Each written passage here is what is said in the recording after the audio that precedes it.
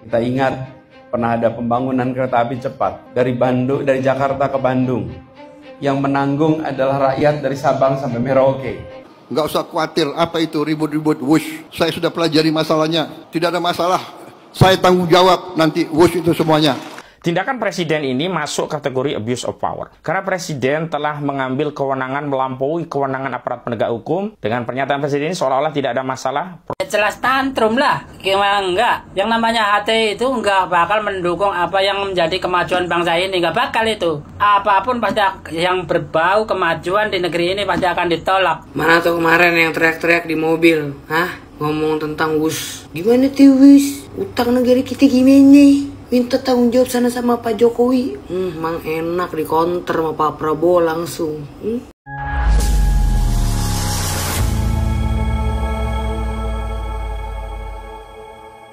Assalamualaikum warahmatullahi wabarakatuh. Saudara-saudaraku sebangsa dan setanah air, dimanapun kalian berada, semoga kalian selalu dalam kondisi sehat walafiat.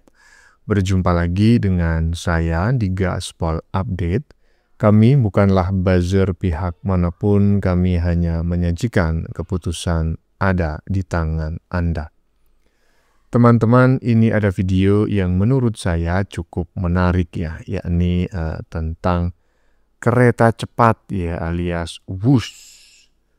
Setelah bergulir cukup lama ya, dan framing-framingnya jelas menyudutkan Jokowi sebagai mantan presiden ya, akhirnya kini Prabowo angkat bicara. Dan sekali angkat bicara membikin para ternak ontak dan kebo yang selama ini mati-matian menyerang Jokowi menjadi kejang-kejang ya, dan tidak sedikit saya mendengar kabar yang langsung mengalami stroke massal. Dan bukan hanya ternaknya saja teman-teman ya, junjungannya juga merasa diskakmat.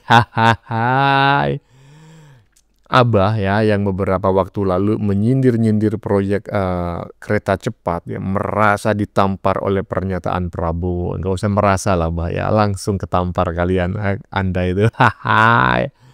Bahkan dalam ketika angkat bicara gitu ya, Prabowo itu menginginkan proyek kereta cepat itu tidak hanya dilanjutkan hingga Surabaya, tapi Banyuwangi katanya, ujung timur Pulau Jawa. Aduh, kejang-kejang gak kalian? Nah, bagaimanakah videonya dan bagaimanakah respon netizen? Mari kita tonton bersama, kemudian mari kita komentari bersama di bagian akhir video. Ini dia. Kita ingat pernah ada pembangunan kereta api cepat dari Jakarta ke Bandung. Yang menanggung adalah rakyat dari Sabang sampai Merauke. Nggak usah khawatir apa itu ribut-ribut wush. Saya sudah pelajari masalahnya.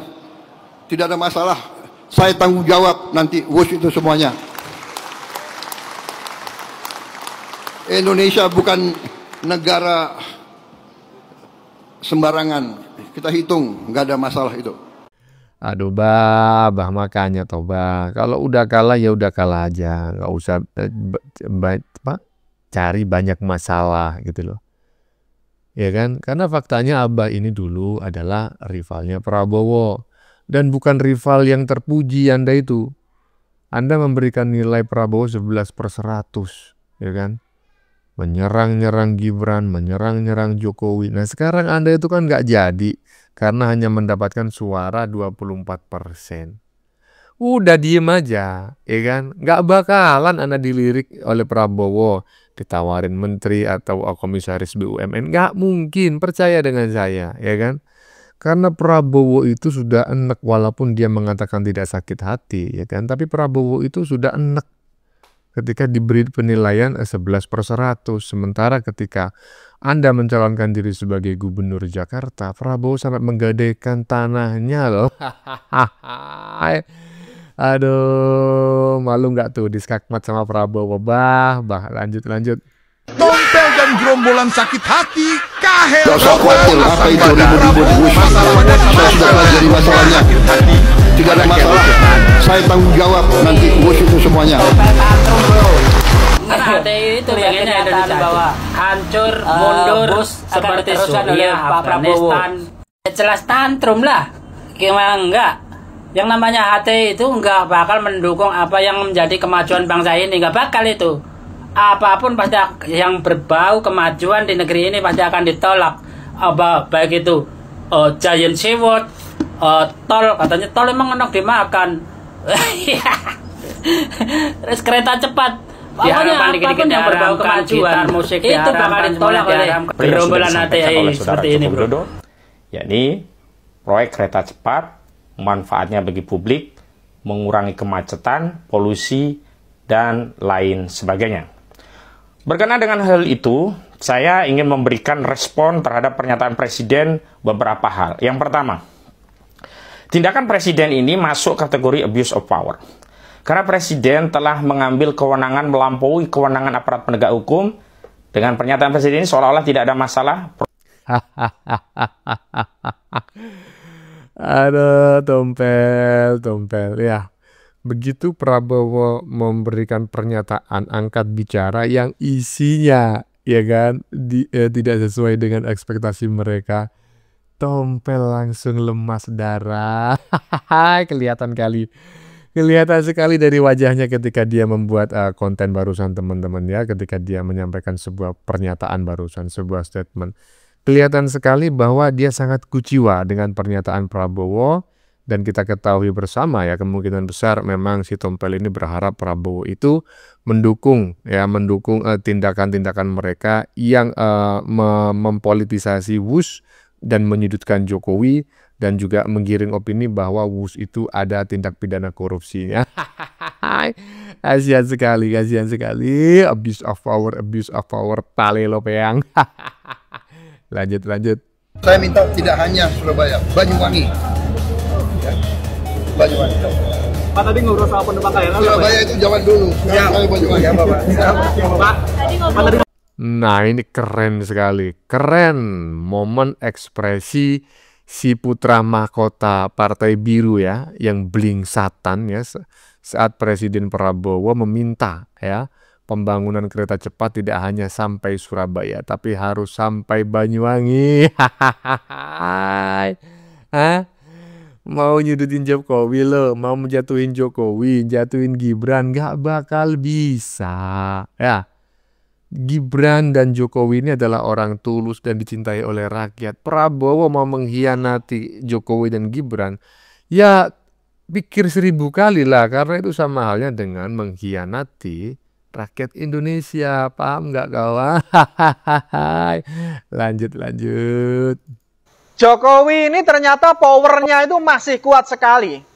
Setelah melontarkan pernyataan bahwa transportasi umum atau transportasi massal jangan dihitung dari labanya, tetapi dihitung dari keuntungan sosial.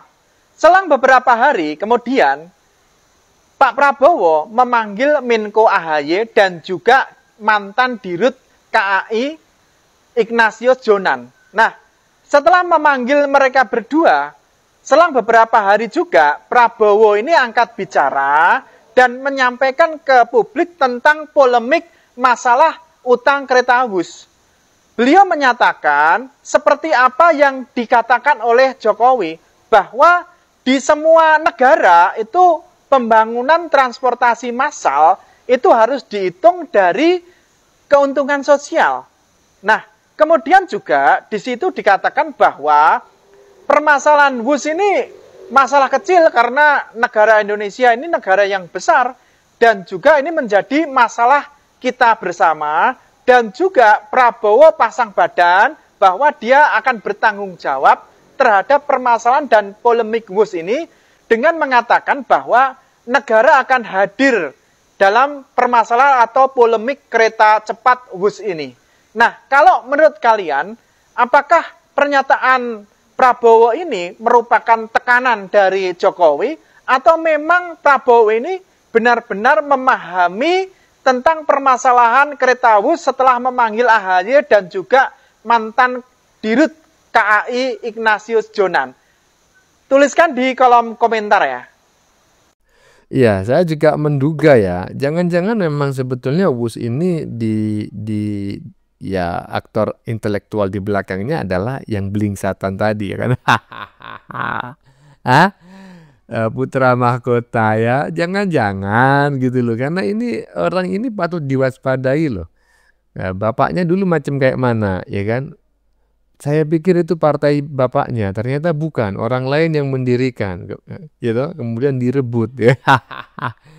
Nah bisa juga ya strategi-strategi itu menurun kepada anaknya gitu loh. Jadi dia memanfaatkan jabatannya untuk menyingkirkan Jokowi ya, atau Gibran di 2029. Tapi janganlah terlalu berharap. Ya lanjut. Gimana? Kemarin yang ribut-ribut tentang WUS, masih ribut nggak kalau udah diginiin?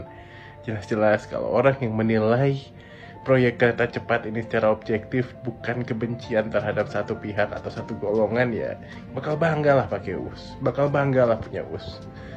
Ini bukti bahwa negara hadir untuk rakyat, negara hadir untuk memudahkan hidup rakyat. Bagaimana banyak kehidupan rakyat yang termudahkan oleh WUS ini.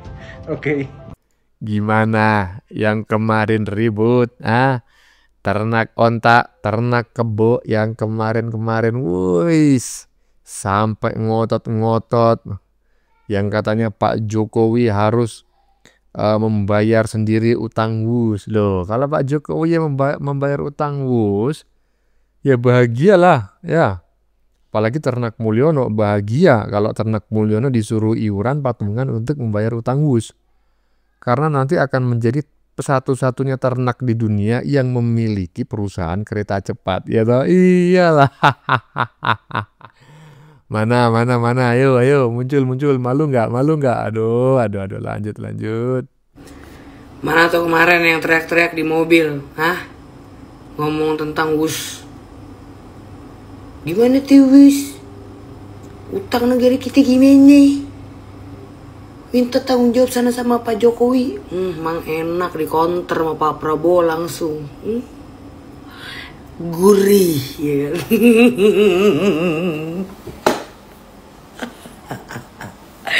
Langsung dikonter Pak Prabowo. Pak Prabowo ngomong ini. WUS, saya yang tanggung jawab. Udahlah, nggak usah hitung. Apa-apa tuh kalau yang namanya transportasi, teknologi, itu nggak bisa kita ngitung untung rugi. Bermanfaat tidak buat masyarakat? Gurih nggak tuh?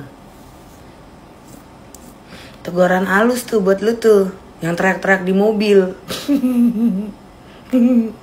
Makanya bang, ini mohon maaf, jangan kebanyakan teriak-teriak di mobil, ntar budek sendiri, ya kan? Ditegur kan langsung. Tapi ingat, di balik kata saya yang tanggung jawab, itu pasti udah ada plan A, plan B, plan C, and plan D.